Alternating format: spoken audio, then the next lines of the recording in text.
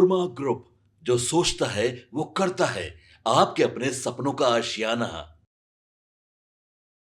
Bhojpuri cinema के superstar Khesari Lal Yadav और राजनीति का कनेक्शन आजकल बिहार की सियासत में जबरदस्त गर्मी पैदा कर रहा है।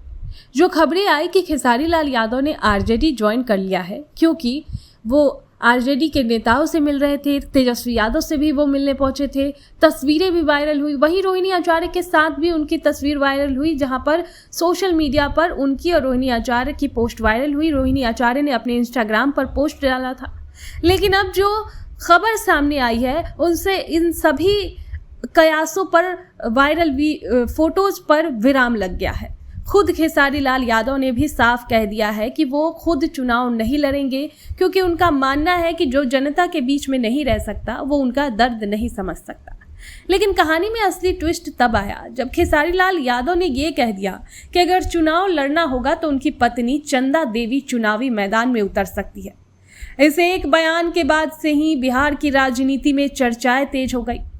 सूत्रों की माने तो खेसारी लाल यादव की पत्नी चंदा देवी का राजनीति में आना लगभग तय माना जा रहा है। खबरें ये है कि उन्हें आरजेडी के टिकट पर चुनावी मैदान में उतारा जाएगा। खेसारी लाल यादव की लालू प्रसाद यादव और तेजस्वी यादव से कई बार मुलाकातें हो चुकी है, जिससे ये अटकलें और पुख्ता हो जाती है। अब किस सीट पर लड़ सकती है वो भी हम आपको बता दें कि चर्चा है कि चंदा देवी सारण जिले के छपरा या मांझी विधानसभा सीट से चुनाव लड़ सकती है। खासकर छपरा सीट को लेकर जोर शोर से बातचीत चल रही है, जो कभी लालू प्रसाद यादव का गढ़ माना जाता था। तो अगर चंदा देवी चुनाव लड़ती है तो ये मुकाबला दिलचस्प हो जाएगा। खेसारी लाल यादव की भारी लोकप्रियता उनकी पत्नी के लिए प्लस पॉइंट साबित हो सकती है। आरजेडी खेसारी के जरिए यादव और पिछड़ी अति पिछड़ी जातियों के वोट बैंक को साधने की कोशिश कर सकती है, जिससे सीधे तौर पर नीतीश कुमार के वोट बैंक पर असर पड़ सकता है।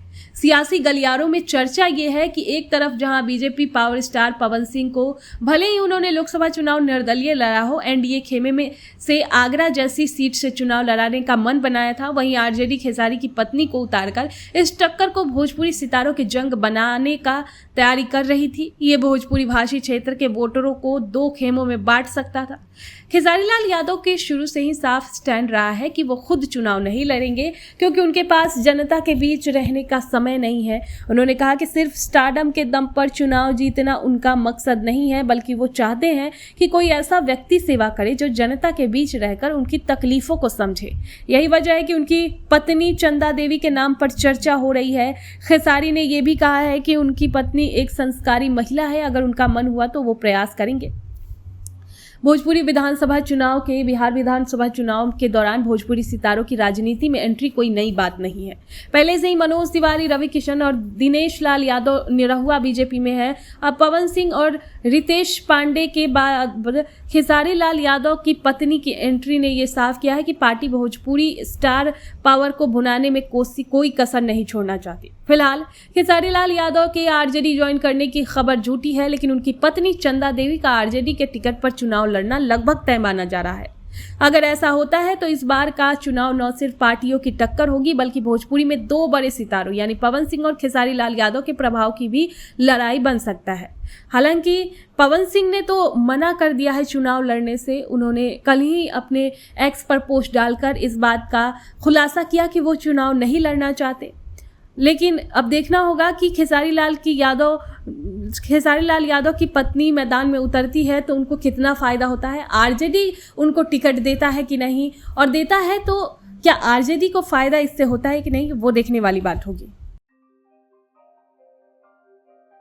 आपके सपनों को हमने सजाया है, ई होम्स पैनोरामा को हमने बनाया है। ई होम्स मेरा एक सपना था जिसपे मैं पिछले 4 साल से काम कर रहा था।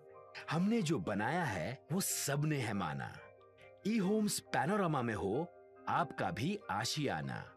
और फाइनली हमने 2021 में इस प्रोजेक्ट को लॉन्च किया। बहुत लोग अप्रिशिएट कर रहे हैं कि पूर्णिया जैसे शहर में, बिहार के, एक तो बिहार की बात करें उसमें भी पूर्णिया जैसे छोटे जगह में इस तरह का लाइफस्टाइल देना, ये सुन के हम लोगों को बहुत अच्छा लगता है।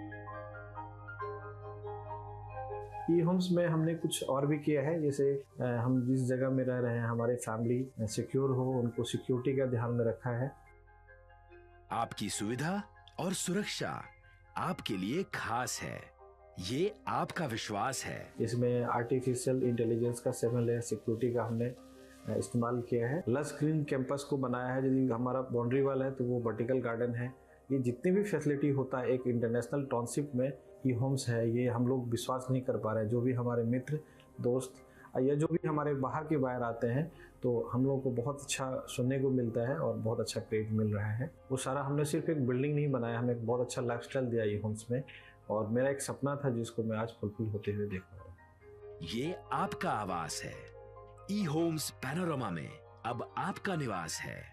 E homes Panorama, luxurious lifestyle redefined. Panorama group, जो सोचता है वो करता है। अगर ये वीडियो पसंद आई और वह बिहार के राजनीति और बिहारियत से सरोकार रखेनी तो सब्सक्राइब बटन दबा के चैनल के सब्सक्राइब कर ली। ओजे एगो घंटी बा, ओकरा बटन दबा देला से कुल सटीक और मारक खबर रुआ मुफ्त में मिल जाई। अगर रुआ पत्रकारिता के हमनी के नया प्रयोग में सहयोग कर चाहतानी तो ज्वाइन बटन दबा दी। पेटीएम नंबर नोट कर ली 9386816700।